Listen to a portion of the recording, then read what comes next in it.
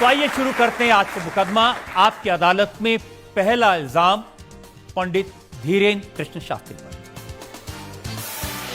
आपकी अदालत में बागेश्वर धाम के प्रमुख पंडित धीरेन्द्र शास्त्री पर इल्जाम है कि ये बहुत नटखट हैं।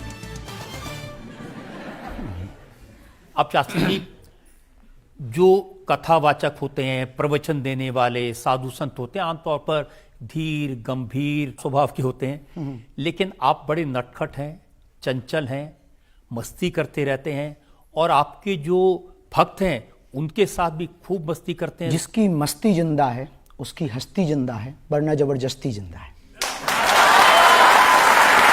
हमारे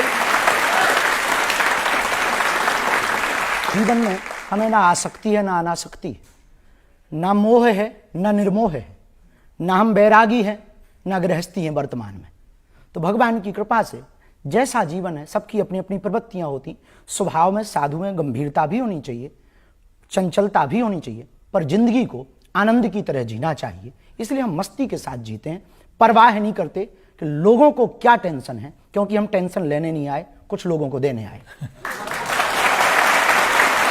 तो ये जो आपका चंचल स्वभाव है, ये जो मस्ती है, ये अभी एक्वायर किया है, बचपन से ही ऐसे हैं? जन्मजात, और शायद पिछले जन्म का याद नहीं है, लगभग ऐसे ही रहे होंगे। हम ऐसे ही हैं। उसके पीछे कारण है कि हमने अपनी जिंदगी में, हमारे गुरु से एक बात हमने सीखी। हमारे गुरु ने कहा था कि सीरियस देखना है तो अस्पतालों में जाओ। सीरियस लोग तो अस्पतालों में मिल जाते हैं। जिंदगी एक संघर्ष की कहानी है।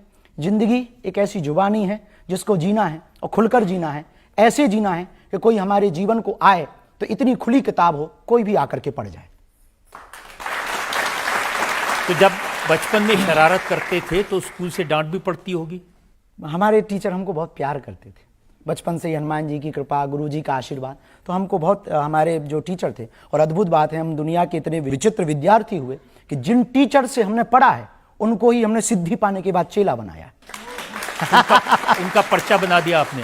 उनका पर्चा बना दिया।